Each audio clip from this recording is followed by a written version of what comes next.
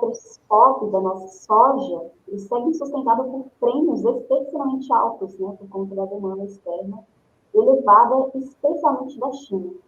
Nossos prêmios estão cotados em torno de 103, 106 dólares por tonelada, né? Só que esses preços altos, a China, que é a nossa principal compradora, ficou ali levemente assustada e ela deve, inclusive, adiar algumas compras de soja agora e priorizar, inclusive, o uso de estoques dela própria, né, por causa desses preços altos que devem contribuir, né, para uma amenização dos valores por aqui.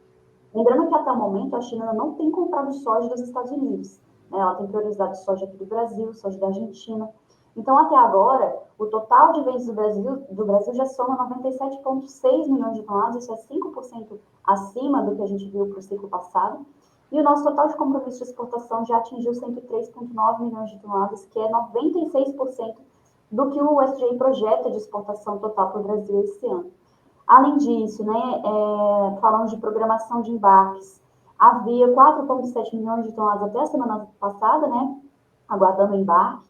E o line-up de navios sugere que as exportações de outubro, né, exportações de soja de outubro, possam variar ali entre 7,3 e 7,8 milhões de toneladas. Então, soja segue realmente bastante firme, né, apesar desses prêmios altos e apesar dessa China saindo um pouco de cena agora, o nosso acumulado anual segue já muito elevado. Né? Agora, para o milho, nós tivemos uma boa desaceleração na terceira semana de outubro, com apenas 965 mil toneladas exportadas, né? Isso é 63% abaixo do que a gente exportou na semana passada. E os nossos compromissos de exportação também, para o ano comercial, né, somam ali os 28,1 milhões de toneladas, que é um aumento, né, de quase 1 milhão de toneladas em relação à semana passada, mas esse volume ainda é abaixo para o mesmo período de 2024. E aí, apesar do SDA, né, estimar 43 milhões de toneladas de exportação de milho para o Brasil, lembrando que ainda não foi publicado ainda o relatório WOS de outubro, né, por conta do shutdown dos Estados Unidos, que ainda não sabemos se o SDA vai ajustar esse valor ou não. Mas nós, aqui da Agência Brasil, a gente estima que o Brasil deve exportar no máximo 40 milhões de toneladas por causa, né, de demanda interna cada vez maior, por conta do etanol, logística também. Mas, em compensação, olhem só nossas exportações de carne bovina. Né, também seguem a todo vapor, a gente fechou setembro com um recorde absoluto. E outubro, possivelmente, será mais um mês, né, que a gente vai fechar aí com um volume mensal acima de 2024. E não são só as exportações brasileiras que seguem firmes, né, Sol? Como é que estão aí na Argentina?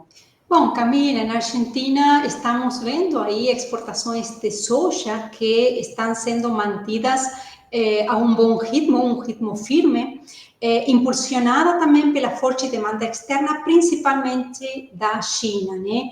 Al mismo tiempo, vemos ahí que a Bolsa de Cereales de Buenos Aires según ellos, debe haber un registro histórico de venta entre setembro de 2025 y marzo de 2026, com um volume que pode atingir 7,2 milhões, né? Então, isso poderia representar um salto realmente expressivo em relação às apenas 0,6 milhões de toneladas que foram embarcadas no mesmo período do ano passado. Já entre agosto e setembro, a China também aumentou para um 35% as suas compras de soja argentina, alcançando 1,8 milhões de toneladas, como estamos vendo no gráfico. O que tem também muito que ver aí com a redução nas compras dos Estados Unidos em meio das tensões comerciais que já estávamos falando durante as últimas semanas, né, sobre essa questão. Já no acumulado do ano, as exportações também registram um avanço expressivo, totalizando 5,22 milhões frente a 3,32 milhões, né? Quando foram embarcados no mesmo período do ano passado. Então, esse crescimento aí também é impulsionado pela retomada do esmagamento, além do fortalecimento da demanda externa.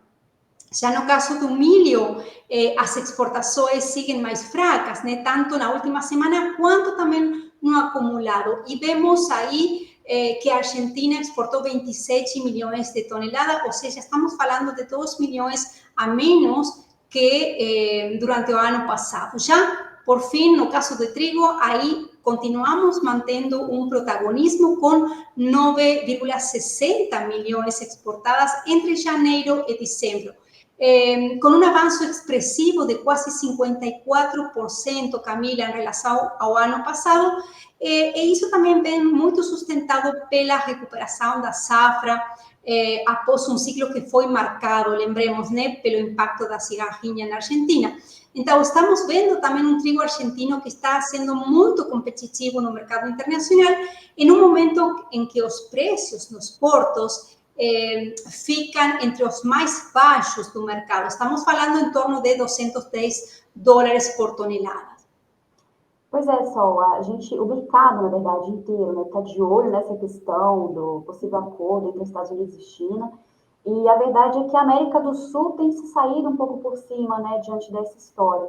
Então, pessoal, se vocês quiserem saber mais informações sobre o desempenho das exportações brasileiras, das exportações argentinas, vocês precisam acessar nossos relatórios completos, tá bom? Fica aqui o convite para você acessar o nosso QR Code. Também vou deixar aqui na descrição do vídeo o link para a nossa comunidade do WhatsApp. Lá a gente também solta algumas informações bem interessantes, né, Sol? Então, Claro que sim. Obrigada, pessoal. Obrigada, Sol. Excelente semana para nós.